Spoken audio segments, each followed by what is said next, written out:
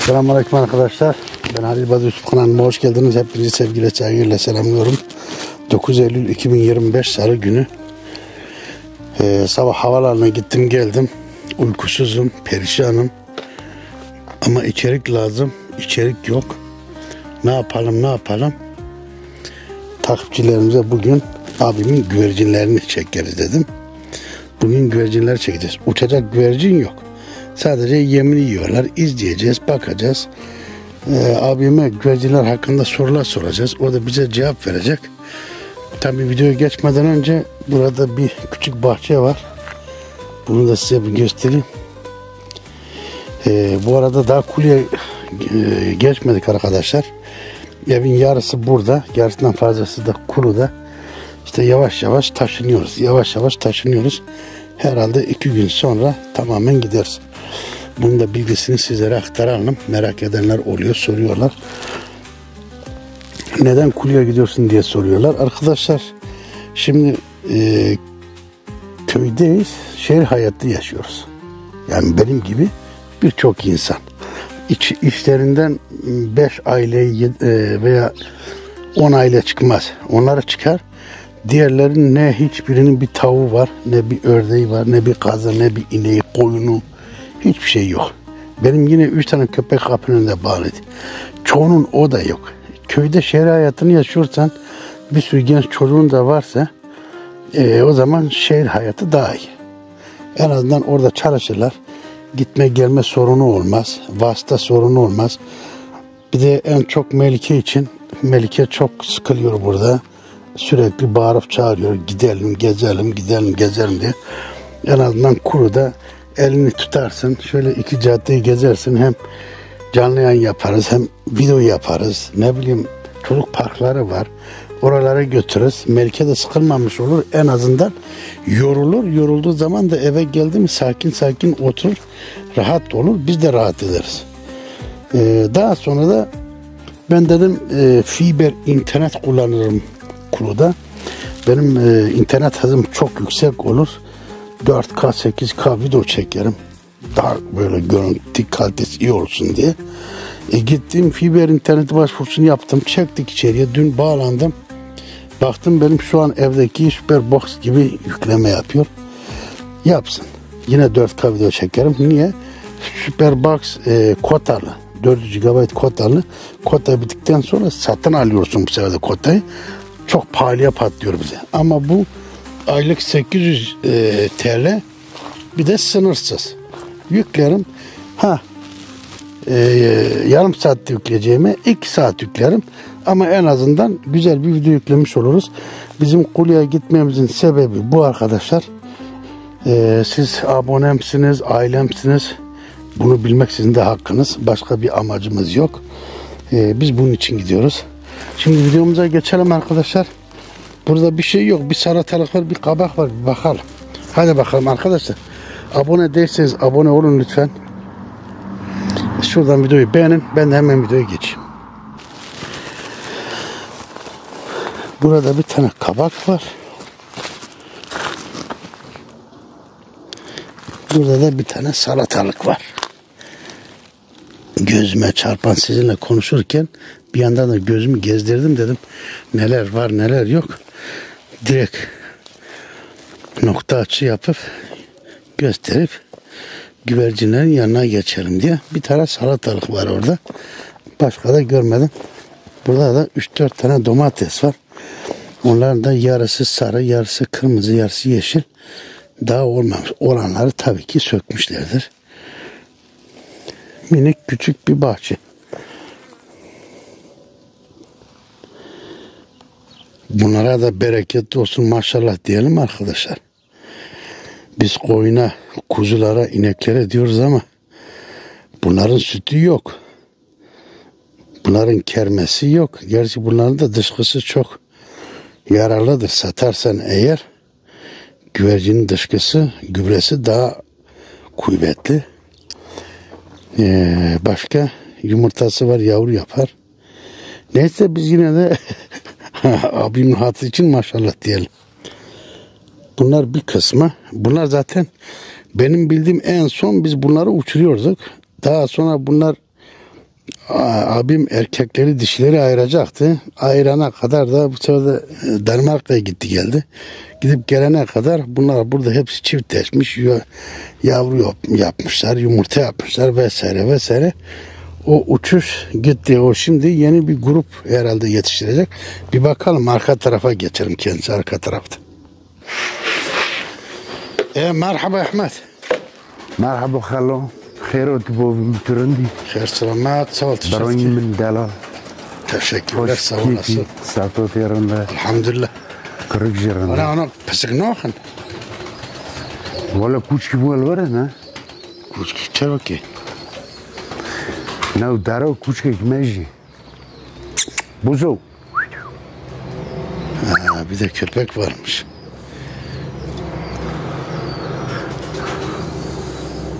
Yani kedilere saldırıyor mu bu?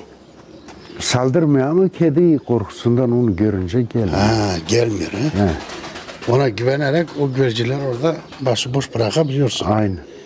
Evet. Yalnız devamlı gözümüz kuşlarda yani. İlla ki. He. Ben bir de bu yavruları bırakacağım. Zaten öbürlerini siz görmediniz de.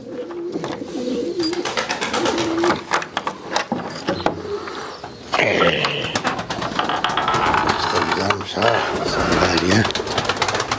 Gölge. Saat. Hadi gelin bakalım. Kebap.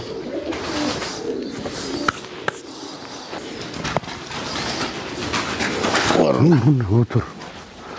Rune terone. Ona biraz muhabbet edelim, biraz sohbet edelim. Görmeyeli iyisin. İyiyim şükür. Bir yere mazık da yok. Yok şükür. Danimarka'ya gittin geldin, bir daha video çekmedik. Evet. Şimdi yine gitmen yaklaştı. Evet. Bir video yapacağız. Peki alıştırdığın güvercinler var mı? Veya alıştırma... Uçurdum güvercin yok. Yok he? Yok işte benim arkadaşım Zülküf uçurdu. Yavruları götürdü yaylaya uçurdu. He. Yavrular güzel de uçtu. Gidince onları bıraktı. Onlar da şimdi 25 gün 20 gündür yatıyor yani. Yine uçuş kaldı. Yani uçsam da güzel bir randıman vermez. Kuş burada da hiç uçmadı. Hani evi dahi araziyi iyi tanımıyor yani. Bıraksam belki başka yere de gider. Evet. Yani uçurmaya Kaç güvercin var toplamda abi? Toplamda ben diyorum 300 var ya. 300. Vardır. Hepsi beraber. Evet. Onların temizliği de zor olur abi ya. Yani yemleme tamam anladık da temizliği zor bunlar. Vallahi aslında normalde günlük temizleme olacak. Değil mi? Tabii her Allah'ın günü temizleyecek. Ona da adam lazım. Zamanlı olacak, şey yapacağım. Biz tabii her Allah'ın günü temizlemiyoruz. Bizimki böyle yani iki ayda hani dışkısını falan. Evet. Tüylere gelince kuşlar şimdi tüyde. O yüzden 2 günde, 3 günde bir tüyleri tüple, ateşle yakıyorum. Geçen öyle yapmışsın, tüp boğazdan kaçırmış, az da Top ve ellerimiz falan halen yanık halde. Evet. Üzerinden geçince tüp aşağıdaydı. Ben de aksiyetişle üzerinden geçtim, ta oradan aldı. Halbuki lastiği de vardı. kaçırdı demek. Kaçırmış demek ki. Halbuki iyice de sıktım. Yine de Onu sen bir elinle tutacaksın. Bir elinle de o diğer cihazı tutacaksın. Tüpü kendine gezdireceksin. Sen tüpü yerde bıraktın. yerde bıraktım. Bir de hortum su hortum ufak, kullanır gibi. kısa. Tabii. Ben şimdi 2 metrelik bir hortum aldım. O cihazın adı neydi ya? Vallahi bilmiyorum onun ismi neydi. Onunla mesela koyun kellesini, kuzu kellesini de şey yapabilirsin. Kaşın da onunla boruların donunu çözdürüyordu. Vanalarını. Doğru, evet. Evet. O olmasaydı biz perişan olurduk. Onunla mesela evin önündeki paket taşların arasında çıkan bitkileri de yakabiliriz. Tabii. Öldürüyor he? Öldürüyor tabii. Yani çok güzel de şey yapıyorum. İş görüyoruz. Çünkü yukarıdan bir yandı mı aşağıdaki de damar da ölüyor. İlla ki. Yani o da çok güzel. Bunu öldüreceğim bunu. Ha, bu var ya bu arsız var ya. Kuşlar halen yiyor ha. Bu arsız. Milletin bahçelerini perişan ediyor ya. Bak. Hayatında hiç uçmamış kuş yavru. Ben böyle kaç tanesini kaçırdım. Yani bayağı kaçtılar. Hiç burada uçmadı. Uçunca da o ön tepe. evi bulamıyor. O yüzden birkaç tanesi ta bizim o yeni yaylaya gitmiş. Kuşlar. Yeni yaylaya niye gidiyor ya? Yeni yaylaya gitmiş. Ama arada 3 kilometrelik şey. Gider yani. Yeni yayla ne alaka? Vallahi işte Atmaca da saldırınca oraya da gider, Beş Kardeş'e de gider, Cütkenli'ye de gider. Bir de işte Atmaca saldırısı. İçeriye bir bakayım. Bak. Yalnız herhalde içeride kuş var. Bunlar da korkusundan çıkmıyor. Ya daha kuş var içeride. Evet var. Çok. Peki burada yavru yumurta yok. Yok. Zaten kuşların kendileri yavru. Ben yavrudan yavru almıyorum. Genellikle damızlıklardan yavru alıyorum. Bunlar şimdi hepsi yavru mu? Hepsi yavru evet. Niye uçurmamışsın şimdiye kadar? Vakitim yok ki. Vakit yok. Bunları yani adam olsa bunları uçursa yani. Şimdi orayı temizle, yemini ver, dışarı çıkarıyorum. Hayvanlar stres yapmasın diye. Bir ara içine bir de hastalık girdi. O yüzden dışarıda yem veriyorum. İçeride sıkıntı oluyor. Dışarıda daha iyi. Daha sağlıklı oluyor. Tabii. O yüzden kuşları böyle teker teker çıkarıyorum. Bildiğin gibi 4 tane yer var kümes. 4. kümese geldiğimde bir bakıyorum 3 saat süre falan gitmiş. Bu nasıl olacak? 3-5 tanesini ufak bir kümese koyacaksın. Onları ayıracaksın. Onları vaktinde olacak. Sabah erken, akşam üzeri onları uçuracaksın. Anca öyle olur. Abi bunların içinden mesela senden gizli bir iki tane alsak sen farkına varır mısın? Bence ben farkına varım. 300 güvercinin içinde. Evet. Belki yavruların içinde belki farkına varmam. Ama ekeleri %100.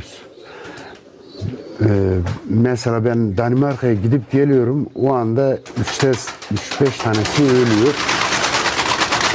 Tabii ben kuşu görmedim. Ölmüşler, Yani atmışlar. alıp atmışlar. Evet. Ben onların hangisi olduğunu bilmiyorum. Aklımdan geçiyorum ya şöyle bir kuşum vardı. Bakıyorum kuşların arasında yok. Birisi oymuş demek ki. Öğrenlerden birisi. Evet. Sonra bir tanesi böyle vardı, dumanlıydı bilmem neydi. Bakıyorum yok. Bir tanesi de oymuş. O şekil farkına O şekil var. farkına varıyorum evet. Ama yavrular sen gidiyorsun geliyorsun gidip gelene kadar yavrular dünyaya geliyor büyüyorlar belki onları bilemezsin. Şimdi yavruları da uçurursam yaparsam onları da yani şimdi bu yavrular bu öbür taraftaki yavrular 1 yaşındaki yavrular. Bunlar bizim uçurduğumuz yavrular değil mi? Aynen. Evet. Ben onların hepsini tanıyorum mesela. Evet. Bunlar daha yeni yavrular yani. Bunlar kaç aylık? Bunlar 3 aylık mı? Miraç'ın getirdikleri bunların içine mi koyuyor? Evet. Hepsini. Hepsini. Onlar da yavru dedi. Zaten 4 taneydi. Bunlar da bunların içinde. Kuşlar sonsuz, çok güzel kalite. İşte Zülküf iyi yaptı mesela.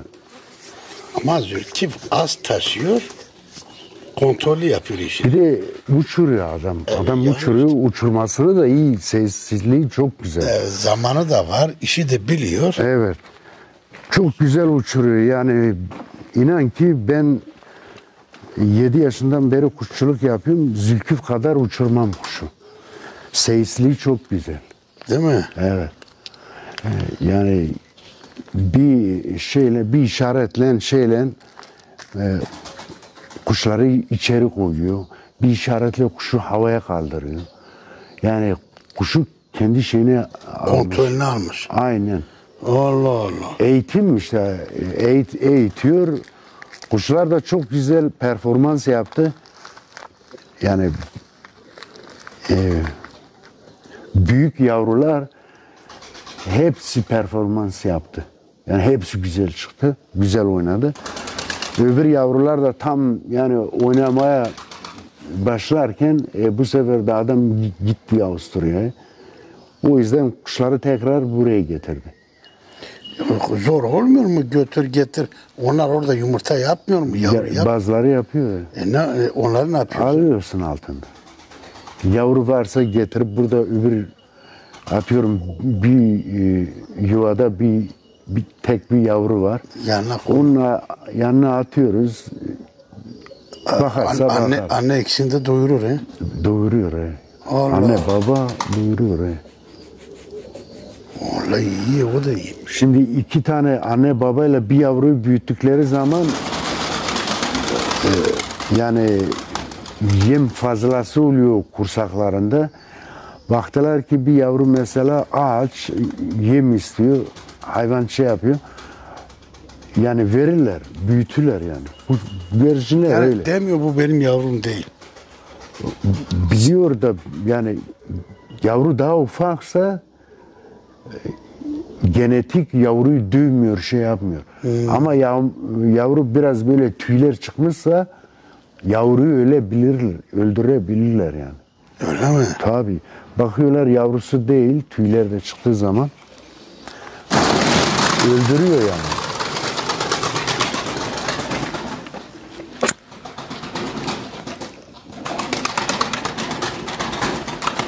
Bak küçük festivalde geliyor. Kimge? Festival orada kaynağı bunlar da küçük ama var abi. Vizni he. Evet. Ta 15 ruberve. Evet. İşte bu. Pe.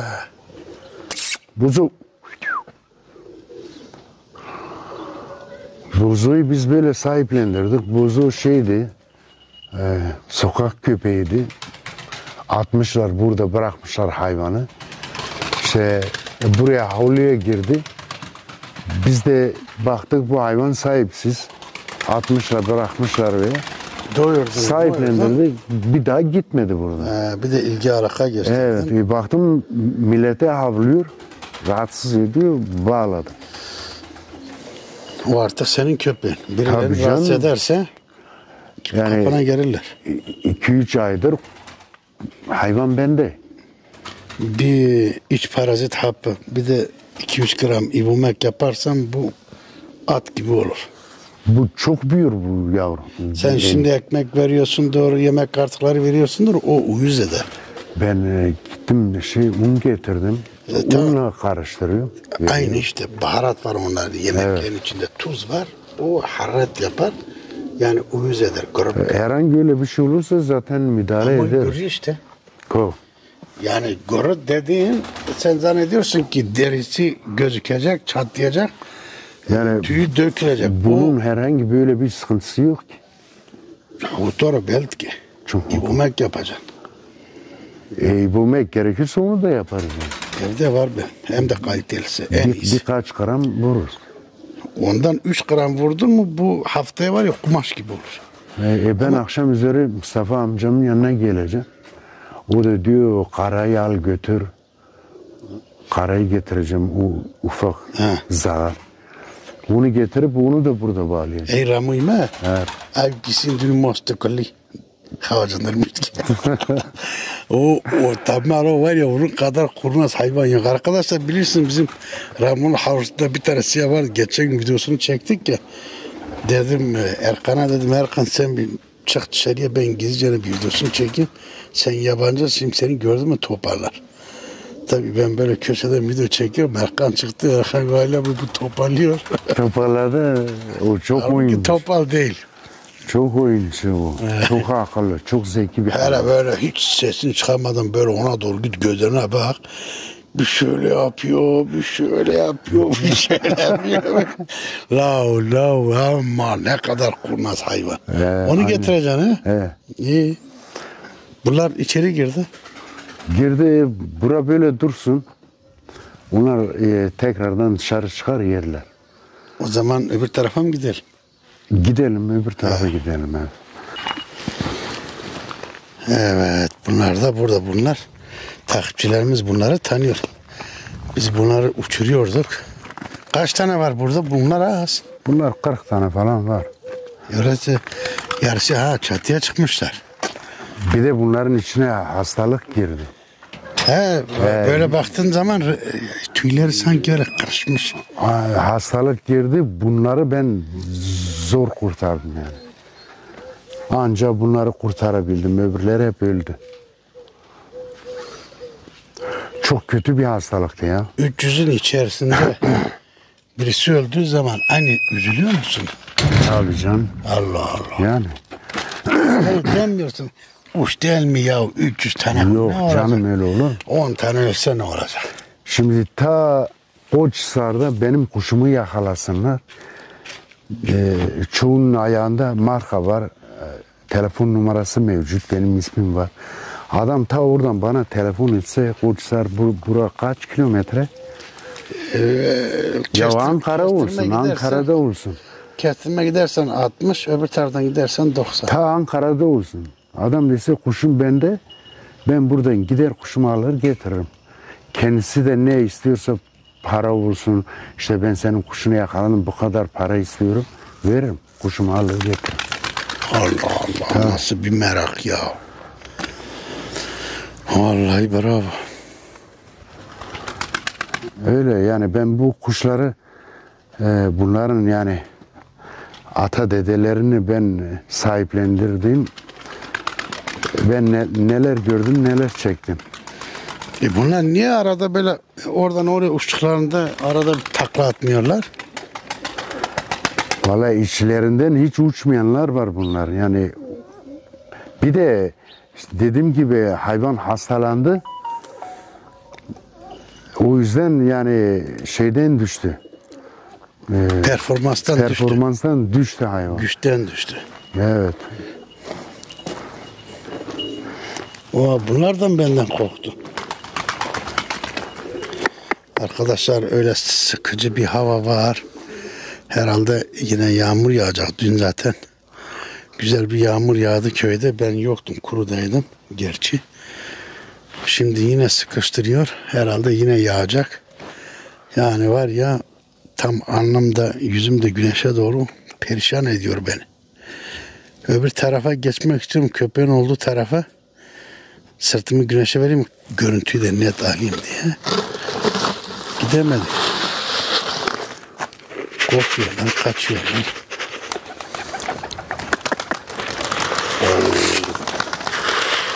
Beyaz nasıl takla attı gördünüz mü?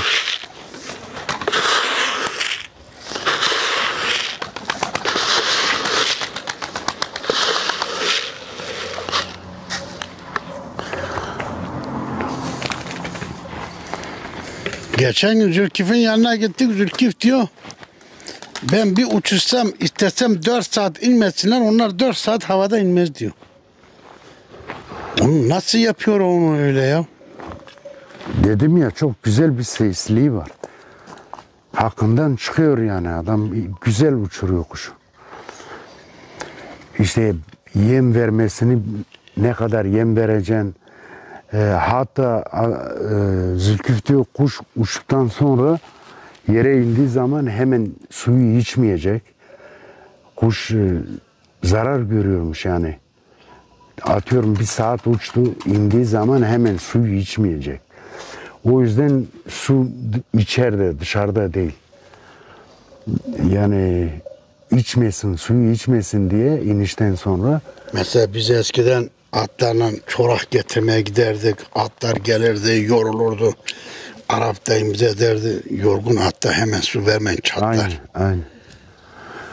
Bu da onun gibi bir şey uyguluyor aynen. Evet, ama doğru söylüyor. He. Fikret de diyordu, ben tok güvercin uçurtmam. Fikret Deveci. Sabah herhalde az bir şey böyle bir avuç yem atıyor kuşlara. Kuşlar o yemi içti mi bir saat bekletiyor, bu sefer kaldırıyor kuşu. Tam doyurmuyor. Tam doyurmuyor. Az bir şey. Kuş uçuyor, uçuşunu yapıyor. Artık kuş bekler akşama kadar. Akşam bir daha uçuruyor kuşu. İşte kuş indiği zaman o zaman yemini veriyor. Yine fazla vermiyor ha. Az bir şey veriyor, kuşları içeri alıyor. O da öyle bir sistemde uçuruyor kuşları. Yani kuşları çok şahane uçurdu. Benim burada sıkıya girmiş 3-4 tane kuşum vardı. Hayvan sıkıya girmiş, uçmuyor. Zülküf'e verdim, Zülküf 2 günde uçurdu. Onlar da ne güzel bir performans yaptı kuşlar. Yani demek ki işi tam biliyor. Tam biliyor can. Evet. Söyledi bir gün. Biz zaten ikimiz de ortağız bizim bu kuşlarımızla. Bir gün Evet. Miraç'a sen güvercin vermiştin. Ben güvercinleri uçurdum Miraç'a. Orada bir iki yorum yaptım. Videoyu izlemiş, beni aradı. Dedi sen orada diyorsun sefer mi yapıyor? Dedi o sefer değil dedi. Sen şimdi öyle dersen kuşçular seni topa tutar. He. Bilmiyorsan konuşmayacaksın. Aynen, evet. Konuşacaksan bilip konuşacaksın. Tabii. Şimdi sen orada diyorsun sefer yapıyor. 2 kuşu havalandırmışsın. Biri sağa gidiyor, biri sola. Sefer o değil. Sefer dediğimiz kuş hani tam yere ineceğinde böyle az bir şey yere 1 metre, 2 metre, 3 metre kaldı mı kuş tekrardan havalanıp takla atıp gidiyor. Ona sefer diyorlar. Kaç kere yani o hareketi yapıyor. Ona kaç sefer yaptı diyorlar. Yani sefer odur. Bizim Basri'den haber var mı ya? Vallahi ben Ara sıra video paylaşıyor da telefonu çıkmıyor. benim ya. duyduğuma göre ben ilk önce duydum kuşları dağıtmış artık uğraşmıyor. Sonradan duydum tekrar kuş sahiplenmiş. Dağıtmaz. Verirse işte seninle Zülküf'ün yaptığı gibi biri ona verir, o sonra ona verir. Yani o şampiyonların ırkını tüketmez. Zaten Basri dese bana kuş lazım, bu Konya civarında ne kadar kuşu varsa hepsi götürür. Evet, hepsi de tanıyor. Tanıyoruz, adam seviyor kuşu. Evet. O yüzden yani verirsin yani. Ya mesela ben dedim ben Kulu'ya gideceğim. Benim Poyraz var köpeğim. Ala enik. Evet. Dedim ben bunu ne yapayım? Önce Ramu'yu aradım. Ramu dedi bizim köpekler çok. Şimdi onu getirip araya koyarsak öldürürler. Öldürürler. Kim iyi bakar? İnsan önce o hesabı yapıyor. Tabii canım yani. Böyle sıradan herkese vermiyoruz. Yani. Aynı kuşçular da öyle. Kuşçular da öyle tabii. Biri birbirine verir. Sonra istediği zaman ondan alabilirim düşüncesiyle o şekilde verirler. Bence Basri o şampiyonların ırkını kaybetmez de tükettirmez de. O vardır. Damar sürekli onun kontrol altındadır. Şimdi böyle bir şey oldu. İsmini vermeyeyim. Bir tanımadığım bir kişi yani güya kuşçuymuş o da. Geldi yanıma birkaç tane kuş istedi. Tabii kuşu verdim eline. Baktım kuşu sıktı. Kuşun ağzından su çıktı. Diyecektim bırak oğlum kuşu ya. Yani bu ne? Bir de kuşçuyum diyorsun. Sen öldüreceksin kuşu göz göre göre gözümün önünde. Daha kuşu tutmayı bilmiyor. Bilmiyor ya. Bir de sıkıyor hayvan kusuyor. Yani ben kuşu verdim sen gel bana sor. Bu böyle insanlara kuş verilmez. Tabii. Yani isterse 100.000 TL desin vallahi verilmez. Billahi verilmez. Çünkü adam kuş tutmasını beceremiyor adam. Bir şey Beslemesini bildiği nasıl yok yani. becerecek? Yani çoğu insan diyor ya bir kuş değil mi? Bir kuş ama insan o kuşa da bağlanıyor demek ki, yani seviyor demek ki. Onun da bir canı bir şey var yani. Kuş dedi mi iyi. Yerin dibinde mi çıkmış? Yerin dibinden mi çıkmış dediğin gibi.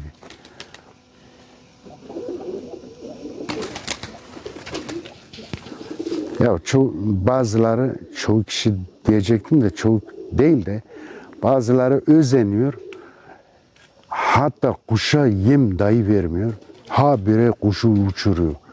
Günde yani 8-9 saat kuş havada. Yazık değil mi bu hayvana ya?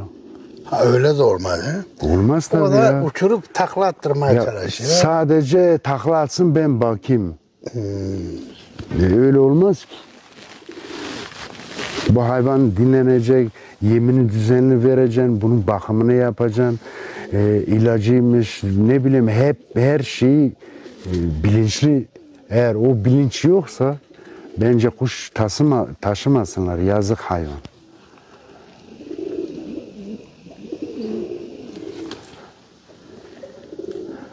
Bu tahtaları da biz getirdik. Bunları kesip yakacağız kışın. Onlar niye tam oraya, şu duvarın dibine bıraksaydın? Hani oradan da odaya girecek ya. Ha, yakın dedik ki olsun. orada keseriz, atarız.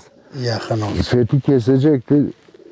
Benim büyük olan o da zamanı olmadı. Bir ara denedi.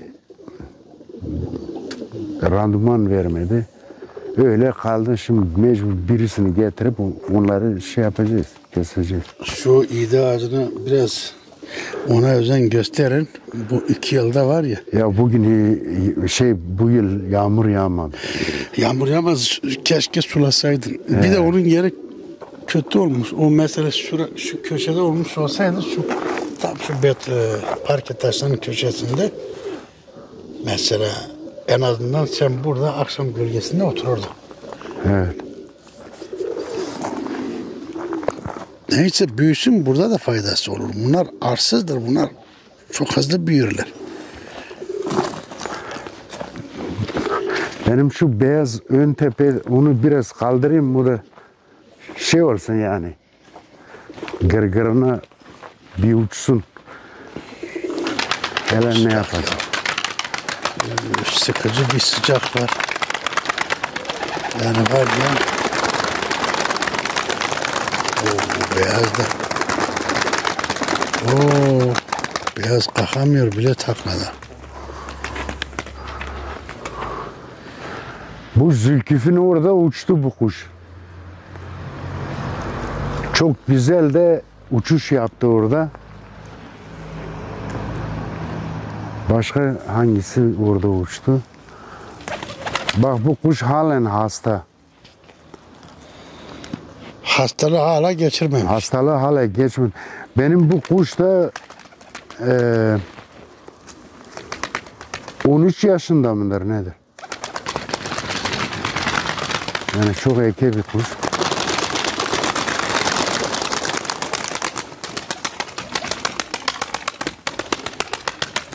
Ben uçurmuyorum kuşları yani. Onlar da hani normalde her gün uçmadığı için ciğerler açılmamış. O ilk önce ciğerleri falan Siyah da açılacak. güzelmiş ama o da kalkmaz takla atıyor. Benim Araplar çok güzel cins. Ben onun annesi babası tekti. Bizim burada aradım, yani güzel bir eş aradım, bulmadım. Bu annesini Sivas'tan getirdim. Bunun annesi.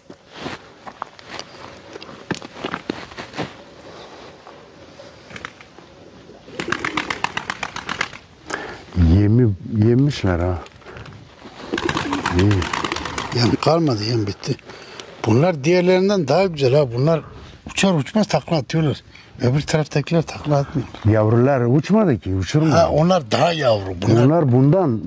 Bunlar geçen yılın yavruları. Onlar bu yılın yavruları. Anaçları yapar he? Onlar Tabii canım, onlar yapar.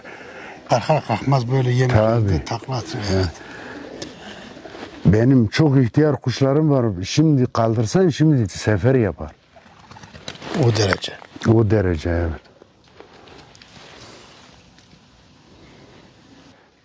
Daha bende anne babası duruyor.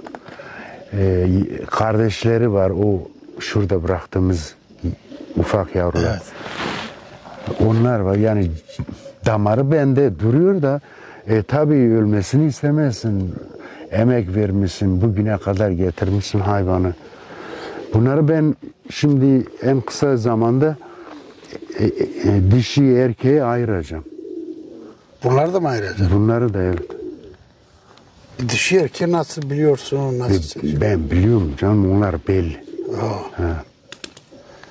Biz nasıl koyunla koçu ayırt ediyorsak sen de bunları ayırt ediyorsun. He? Yani tavuk horoz gibi de değil bunlar.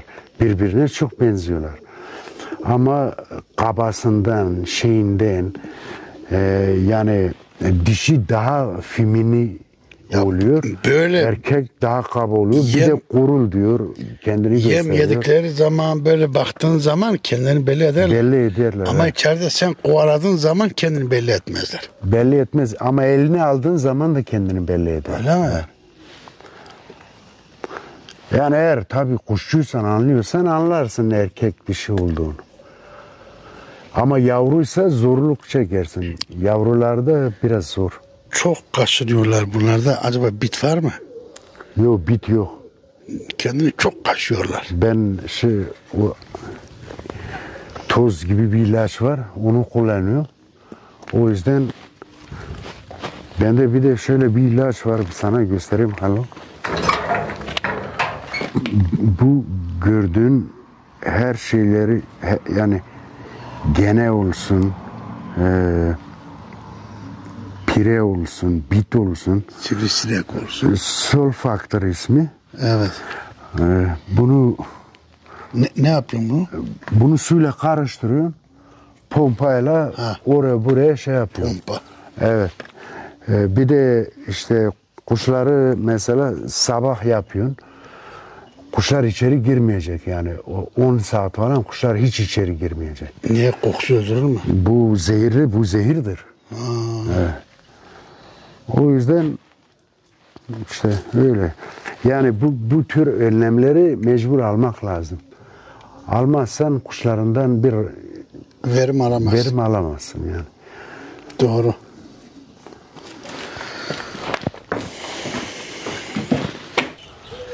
Abi şimdi senin bir mesaj var mı son olarak takipçilerimize? Valla benim kardeşim Halil'i takip etsinler. Çok güzel video paylaşımların var. Teşekkür ederim. Herkese sevgilerimi, saygılarımı iletiyorum. Eyvallah, sağ olasın. Bütün kuşçu camiasına buradan selamlar, sevgiler. Hepsini seviyoruz, herkesi. Öyle. Ayşe de kenardan bakıyor. Kırık ve jvan büyünü. Gitti. Ben kahve içmem. Varsa çay içerim. Yoksa çay var. Hazır. Demlenmiş mi ki? Hazır var. Termozda var. Azar bak maçıma nokma. Oo içer. Tamam. Teşekkür ederim abi. Bir şey değil. Ben teşekkür ederim. Sağlık. Eyvallah. Evet, bir videomuzun daha sonuna geldik arkadaşlar. Düşüncelerinizi, yorumlarınızı yazın bize. Çok özel sorularınız olursa arkadaşlar ekrana yazmayın, yorumlar kısmına yazmayın. Onun Messenger'dan falan özelden yazın. Size cevap verin. Mesela bazen soruyorlar, evin adresi nedir? Evin tam olarak nerededir? Bu tür şeyler özel şeyler. Yani evimin adresini, evimin tam olarak nerede olduğunu orada soramazsın. Özelden yazarsın. Ben de sana söylerim nerede olduğumuzu. Sana adres de gönderirim. Konum da atarım. Ama tabii o ulu ortada söylenmez. Yüz binlerce insan videolarımızı izliyor. Doğru olmaz yani. Onun için net, kırmadan, incitmeden eleştirilerinizi, düşüncelerinizi yorumlar kısmına yazabilirsiniz. Nazik bir şekilde, efendice, olgunca Benim gibi. Kendinize iyi bakın. Allah'a emanet olun. Abone olmayı da unutmayalım. Görüşürüz. Bay bay.